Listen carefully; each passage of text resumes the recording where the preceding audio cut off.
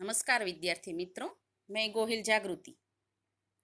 आज मैं आपको स्टैंडर्ड 9th की 7 पोएम सूरदास के पद पढ़ाऊंगी।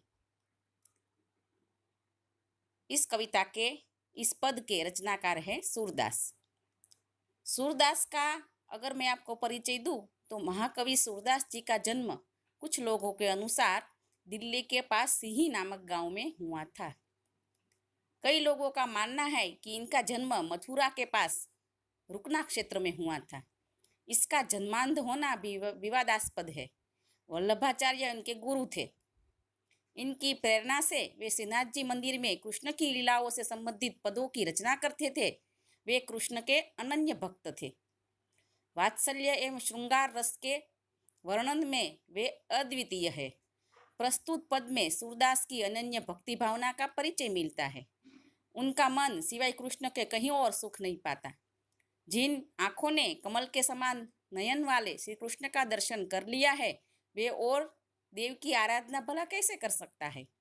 आराध्य देव का गुणगान सूर ने किया है। इस पद में श्री कृष्ण का मनमोहक वर्णन किया गया है। बाल कृष्ण की चेष्टाओं के माध्यम से बालक कृष्ण का मनोरम्य वर्णन यहाँ कवि ने किया है। और बच्चों, ये जो पद है वो विनय और भक्ति के हैं। भक्ति के 9 प्रकार है, इसमें से 2 प्रकार है विनय और भक्ति। तो यहाँ पहला पद है वह विनय का है और दूसरा पद है वो भक्ति का है। तो पहले हम विनय के पद की यहाँ चर्चा करेंगे।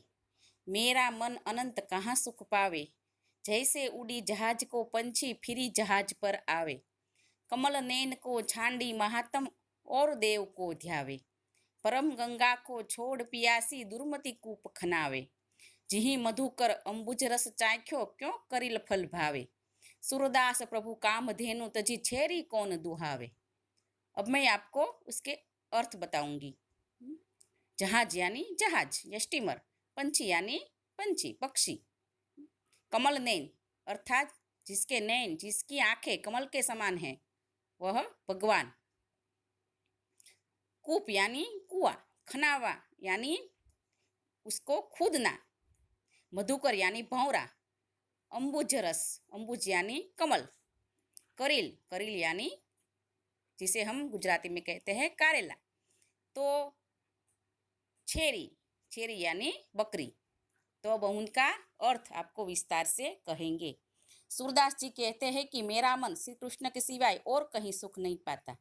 जैसे जहाज का पंछी जहाज से उड़कर पुनः जहाज पर ही आता है, उसी तरह मेरा मन अन्य देवताओं के यहाँ से भटककर फिर कृष्ण के चरणों में लौट आता है। कमल नयन श्री कृष्ण की महिमा छोड़कर वह अन्य किसी देवता का ध्यान कैसे कर सकता है। यदि कोई प्यासा व्यक्ति पवित्र गंगा जल को छोड़कर अपनी प्यास बुझाने के लिए कुआं खुदवाए तो उसे मूर्ख ही कहा जाएगा।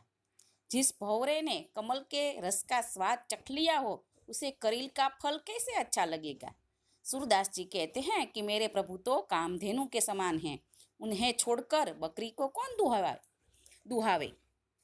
अब दूसरा पद है वह है भक्ति का। शोभित कर नवनीत लिए, कुटुरुनी चलत रेणु तन मंडित मुख दधि लेप किए। चारु कपोल लोल लोचन गोरोचन तिलक दिए। लट लटकनी मधुमत मधुपगन मादक मधु ही पिए।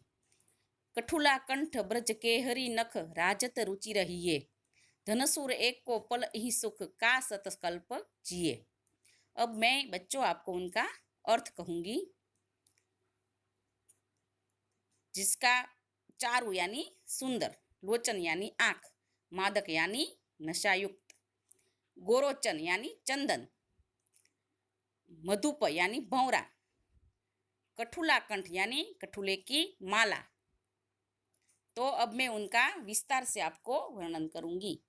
हाथ में मक्खन लिए हुए बाल श्री कृष्ण अत्यंत सुंदर लग रहे हैं। वे घुटनों के बल चल रहे हैं। उनके शरीर पर धूल लगी हुई है और मुख में मक्खन लगा हुआ है। उनके गाल सुंदर और नेत्र चंचल है। उनके माथे पर कोरोचन तिलक लगा हुआ है। उनके सिर के दोनों ओर लटें झूल रही हैं। वे मस्त मधु पीकर मस्त हुए भंवरों के समान लग रही है। गले में पहनी हुई चांदी की चौकियों, बघनखा और बजरबट्टू की माला हृदय पर सुशोभित हो रही है। सूरदास जी कहते हैं कि बालकृष्ण की इस छवि को देखने का सुख एक पल के लिए भी मिल जाए तो उसका जीवन धन्य हो जाए, फिर 100 कल्प तक जीने का कोई अर्थ नहीं। तो बच्चों, अब आपको होमवर्क में इस सूरदास जी के पद के